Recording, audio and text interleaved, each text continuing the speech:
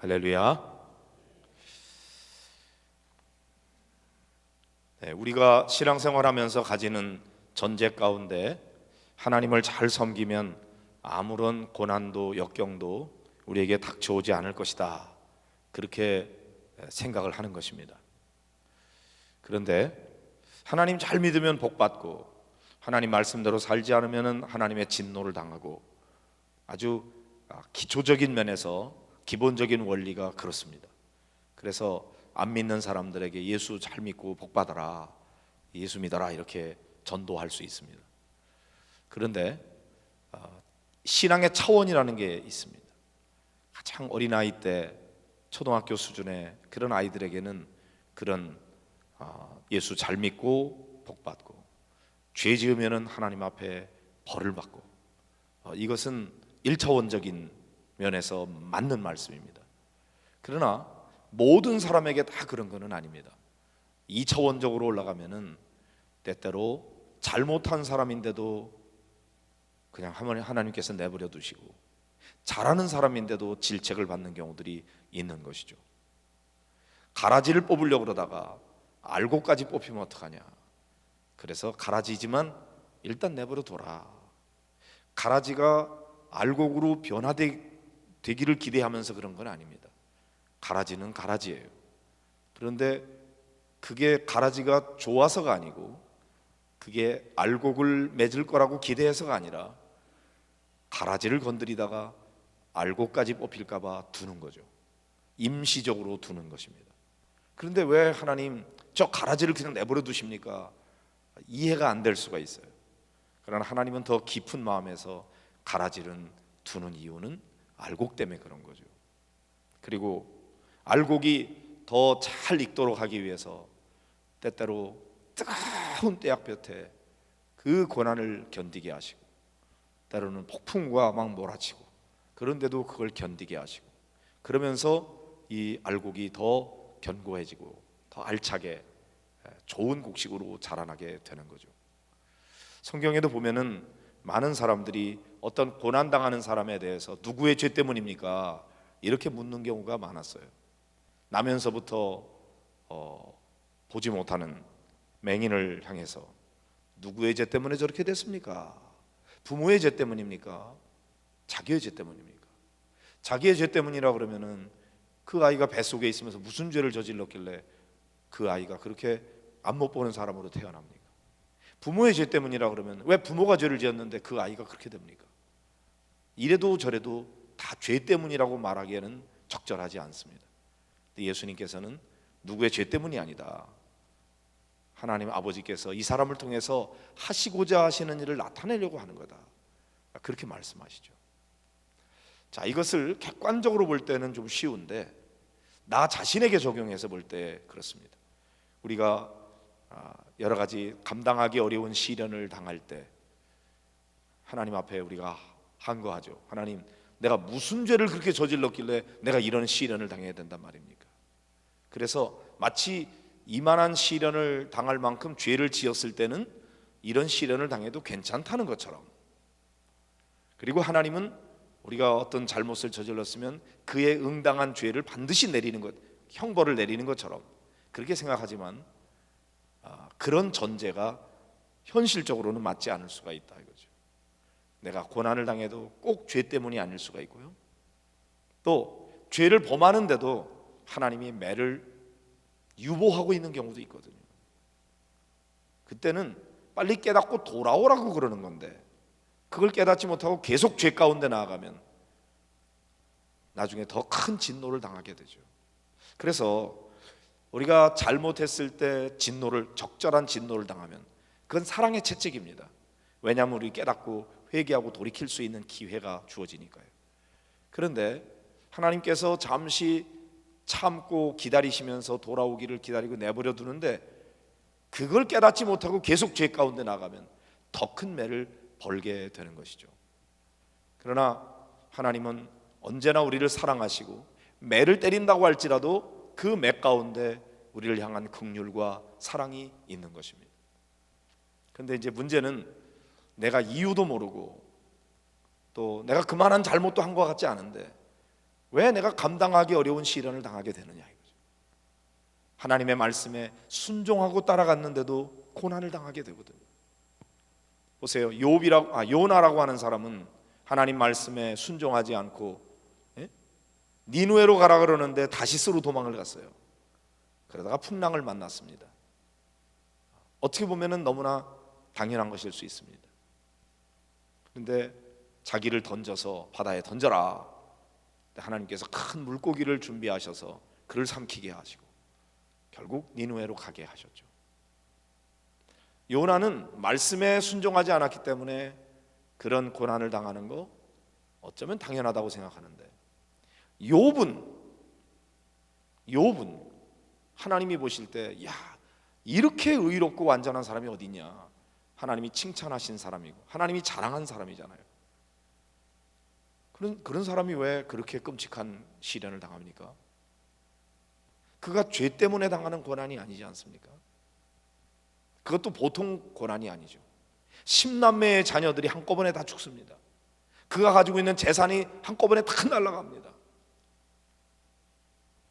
이것이 욥의 이야기니까 그냥 그런가 보다 그렇지만 여러분의 이야기라고 생각해 보십시오. 여러분이 그런 일을 당했다고 한번 상상해 보세요. 하나님이 어떻게 이럴 수가 있습니까? 내가 무슨 죄를 저질렀다고? 그때 우리는 하나님 앞에 원망과 불평을 쏟아놓기가 쉽습니다. 욥도 처음에는 자기의 입술로 하나님을 원망하지 않았다고 그랬어요. 그러나 나중에 자기 몸에 심각한 피부병이 생기고 기와장으로 퍽퍽 긁어도 시원치 않은 그런 상황 속에 그 고난이 계속되니까 그 다음엔 자기 생일을 저주하고 차라리 내가 이 세상에 태어나지 않았더라면 그러면서 한탄하게 됩니다. 아마도 누구든지 시련과 역경을 당할 때 자연스러운 반응은 하나님께서 내게 주신 이 고난이 정당한가, 적절한가, 공평한가, 거기에 대해서 우리가 따지고 드는 거죠. 내가 볼 때 심하다고 생각하면 하나님 잘못한 거예요. 하나님이 이러실 수가 없어요. 내가 잘못한 거에 대해서 응당한 벌을 내리신다면 요만큼은 내가 용납할 수 있는데 그 이상은 아니야. 근데 하나님 이 정도는 아니지 않습니까? 하나님이 내게 왜 이러십니까? 이렇게 반항하기가 쉽죠. 그래서 우리 마음속에 자기도 모르는 사이에 늘 하나님이 나한테 정당하게 할 때는 내가 하나님 대우해드리지만 하나님이 내가 생각할 때 내 기준에서 어긋나는 잘못된 일을 한다고 생각할 때는 절대 용납 못하는 거죠. 하나님은 그러면 안 된다고 생각하니까요. 하나님은 언제나 나를 사랑해 주시고 내가 잘못해도 용납해 주시고 잘못했을 때 매를 때려도 조금만 때려야지 그보다 지나치게 한다면 그거는 안 되는 거예요. 그런데 여러분 아시죠? 하나님이 얼마나 우리를 사랑하시고 우리에게 은혜를 베푸시고 우리에게 자비를 베풀어 주시는지. 진노 중에라도 하나님은 우리를 향한 긍휼을 잊지 않으시고 우리에게 우리가 잘못하는 것보다 언제나 우리를 더 잘 대해 주시는 분이십니다. 그런데도 불구하고 우리는 내가 잘못한 거는 별것 아니고 하나님이 내게 벌 주시는 거는 너무 심한 거고 그래서 하나님에 대한 신뢰를 갖지 못하는 경우가 많이 있는 것입니다. 오늘 이스라엘 백성들이 출애굽하여 가나안을 향해 나아가는 과정 속에 홍해바다 딱 앞에 놓여 있을 때 근데 해도 하나님이 너무 하신 거죠. 하나님께서 길이 없는 곳으로 인도하시다니 짧은 길 쉽게 가는 길이 있는데도 불구하고 굳이 돌아가게 하시고 차라리 블레셋 군대와 전투하는 게 낫지 길이 없는 홍해바다 앞에서 어쩌라는 거예요. 뒤에는 애국 군대가 쫓아오고 내가 택한 길이 아니지 않습니까? 하나님께서 가라 그래서 인도하심 따라온 것 아닙니까? 그런데 이게 뭡니까? 이렇게 되는 거죠. 오늘 여러분 가운데 혹시 당하는 시련과 역경이 죄 때문이라면 빨리 회개해야 될 겁니다. 그러면 하나님께서 그 회개의 열매로 우리에게 돌이키시고 은혜를 베풀어 주시죠. 그런데 문제는 내 특별한 죄가 없는 것 같아요. 그냥 하나님 말씀에 순종한 거예요. 그런데 왜 내게 이런 시련을 주십니까? 그때 우리는 하나님 앞에 반항하기 쉬워요. 오늘 말씀을 통해서 하나님의 인도하심을 따라 갔는데도 진퇴양난의 위기를 만날 수 있다. 하나님 왜 그러십니까? 그 상황에서는 우리가 잘 이해 못해요. 근데 나중에 뒤를 돌아서 보면, 결과적으로 보면 어떻죠?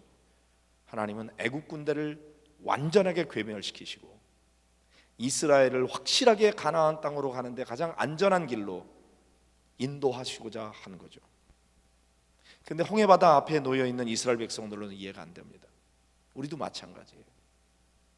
하나님, 빨리 광야에서 벗어나게 해주시면 좋겠는데 왜 그렇게 안 하십니까? 그리고 인도하신다는 것이 어떻게 홍해바다 앞에 가로막게 그런 곳으로 인도하십니까?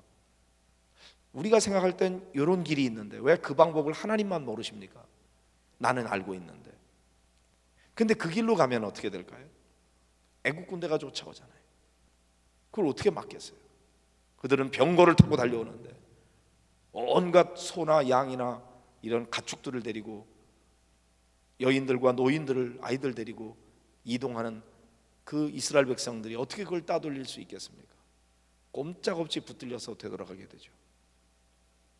그러니까 우리가 볼 때 쉽고 좋은 길이라고 여겨지는 것이 사실 위험한 길이고, 우리가 볼 때 길이 없다고 여겨지는 곳에 하나님의 섭리가 있는 걸 믿는 거죠. 우리에게 이 믿음이 있는가 하는 것을 점검하는 시간이 되면 좋겠습니다. 여러분이 개인적으로 점검해 보시고 하나님이 내게 어떻게 하시든지 나는 하나님을 신뢰할 수 있는지, 진퇴양난의 위기 가운데 놓여 있지 않더라도 그런 상황이 올 때 나는 하나님을 신뢰할 수 있는가 한번 자기를 점검해 보는 겁니다. 하나님이 어떻게 하실지 몰라요. 결과적으로 보니까 홍해를 가르시고 그거를 지나가게 하시고 애국 군대를 완전히 괴멸시켜서 나중에 보니까 하나님이 이렇게 하시려고 했구나 하는 건 나중에 아는 거죠. 그 당시에는 몰라요. 근데 우리도 쉽게 이스라엘 백성들처럼 원망하고 불평만 해야 되는 게 있는가? 아니면 그럼에도 불구하고 모세가 전해주는 말씀처럼 여호와께서 너희를 위하여 싸우시리니 너희는 가만히 있을지니라. 하나님께서 어떻게 일하시는지를 보자. 너희가 오늘 보는 저 애굽 군대 영원히 보지 못하게 할 것이다. 하나님이 그런 계획을 가지고 계신 거거든요. 그러니까 어떤 상황 속에 놓여 있을지라도 나는 하나님을 신뢰한다. 그 믿음이 있는가? 이 광야를 지나갈 때만큼 믿음이 더 필요한 때는 없는 것 같습니다. 여러분이 광야에 있을 때 하나님이 내게 어떻게 하시든지 나는 하나님을 신뢰합니다. 하나님께 맡깁니다. 그리고 맡겨드릴 수 있는가? 우리는 하나님을 너무 모르는 것 같습니다. 하나님을 너무 신뢰하지 못하는 것 같아요. 그래서 하나님, 내 삶의 전부를 하나님 앞에 다 드립니다. 하나님 마음대로 하세요. 그러면 하나님께서 나를 완전히 그냥 거짓골로 만들어 버리실 것 같은 그런 불안함이 혹시 있지 않습니까? 내 건강도 뺏어가시고 욥처럼 재산도 다 뺏어가시고 자식들도 다 뺏어가시고 하나님을 그런 잔인한 하나님으로 우리가 이미지 메이킹이 되어 있지는 않은가? 그러니까 하나님 앞에 못 맡기죠. 하나님 앞에 못 맡기고 내가 주관하고 내 마음대로 하면 지킬 수 있을 것 같은데 실제는 그렇지 않습니다. 하나님은 우리가 못 되는 꼴을 보고 기뻐하시는 그런 하나님이 아니십니다. 하나님은 우리가 잘 되기를 원하시고 최선의 길로 인도하십니다. 그러니까 하나님, 모든 것을 하나님의 손에 맡깁니다. 하나님이 하시는 일이 최선입니다. 그걸 믿는 신뢰가 있어야 되고, 특별히 광야를 만났을 때 위기 속에서 그 믿음을 더욱더 사용하기를 원하십니다. 오늘 여러분이 경제적인 어려움을 만나셨습니까? 육신의 질병을 만나셨습니까? 사업적인 어려움이 있으십니까? 실직을 당하셨습니까? 자식의 문제가 있으십니까? 여러분의 힘으로 할 수 있는 게 뭐죠? 예를 들어 한일 간의 관계 때문에 생겨진 여러 가지 거기에 직접적으로 관련된 직업의 문제가 있다면 그거 개인이 해결할 수 있습니까? 미중 간의 환율 문제 때문에 생겨지는 어려움이 여러분에게 왔다면 그 여러분 개인이 할 수 있습니까? 그럼 개인이 못해요. 어느 날 갑자기 내게 닥쳐온 교통사고, 내가 신호를 위반하고 내가 중앙선 침범해서 막 가서 처박아가지고 실수를 했다면 그거는 내 죄 때문에 온 것이지만, 나는 신호 잘 지키고 나는 신호등 앞에서 가만히 서 있는데 상대방이 와서 나를 들이받아가지고 내가 사고가 났는데, 완전히 어느 날 순간에 보니까 내가 병석에 누워 있어요. 꼼짝도 못 하겠어요. 내 잘못이 아니지 않습니까? 그럴 때 어떻게 해야 됩니까? 하나님 나에게 이럴 실수가 있습니까? 하고 원망하기 쉽습니다. 어쩌면 너무나 당연한 겁니다. 그러나 원망한다고 달라질 것이 있나요? 그 속에서 우리가 할 수 있는 일, 내가 내 한계를 넘어서서 그래서 불가항력적인 사건이 벌어져 있을 때, 그때 우리는 하나님 앞에 항복하고 겸손히 무릎 꿇고 왜 하나님께서 내게 이런 어려움을 주셨는지, 어쩌려고 이러시는 건지 나는 잘 이해 못하지만 하나님 여기서 행하시고자 하시는 하나님의 일하심을, 하나님의 구원을, 하나님의 역사를, 하나님의 영광을 보게 해 주십시오. 그리고 하나님 앞에 완전히 엎드려 기도하는 것이죠. 그렇게 해본 경험이 있는지, 보통 여기에 이제 그런 질문들이 있으면 10년 전의 일, 20년 전의 일을 얘기하는 경우들이 있어요. 사실 목장에서 나누는 여기 질문은 그렇게 옛날 얘기를 하라는 건 아닙니다. 현재 진행형 또는 요 얼마 전에 있었던 일, 또 앞으로 다가올 일들, 그런 일에 대해서 하는 거예요. 그렇게 엄청난 일이 아니라도 괜찮아요. 내게는 감당하기 어려운 여러 가지 어려운 일이 있을 때, 그때 내가 복지부동하고 하나님 앞에 엎드려 받는 거예요. 아, 지금 내가 뭔가 막 하려고 노력하고 애쓰고 막 돌아다니는 게 문제가 아니라, 아, 지금은 가만히 있을 때구나. 지금 내가 하나님 앞에 더 엎드려야 될 때구나. 그걸 깨닫고 더 몸부림치지 않고 더 애쓰지 않고 하나님만 바라보면서 가만히 있을 수 있는가. 그래서 여러분이 경험하게 된 것이 무엇인지 그것을 나누는 거죠. 나로서 불가항력적인 것을 말하는 것입니다. 내 힘으로 할 수 있는 것이 있으면 해야 됩니다. 근데 내가 할 수 없는 거, 그거 가지고 자꾸 더 노력하고 애쓰라 그런다고 될 건 아니잖아요. 그러면 그때 하나님 앞에 두 손 드는 거죠. 하나님, 저는 못합니다. 나는 안 됩니다. 하나님이 하여 주십시오. 그리고 하나님 앞에 엎드려서 그분이 역사하실 때를 기다리는 것입니다. 그때 하나님께서 어떻게 역사하실지를 기대하면서 말이죠. 그리고 그때 하나님을 체험하는 거죠. 아, 하나님이 이렇게 하시려고 그랬구나. 그런 결과가 오기 전에 그때 신뢰하고 믿음으로 나아가는 게 중요하고요. 그런 경험을 통해서 하나님을 체험하게 되었을 때 그것을 간증하는 것이 귀한 것이죠. 늘 남의 간증만 아니라 여러분 자신의 간증이 되도록, 여러분의 가정 안에서, 여러분의 자녀들 가운데, 여러분의 사업장 가운데 소소한 어떤 일들이 있는지, 그거를 그냥 어쩌다가 저절로 된 것이 아니라 하나님 앞에 그 문제를 가지고 씨름하면서 기도하고 맡겼을 때 하나님이 어떤 방법으로 내가 예상하지 못했던 기도 응답으로 역사하셨는지 그걸 믿음의 눈으로 보는 겁니다.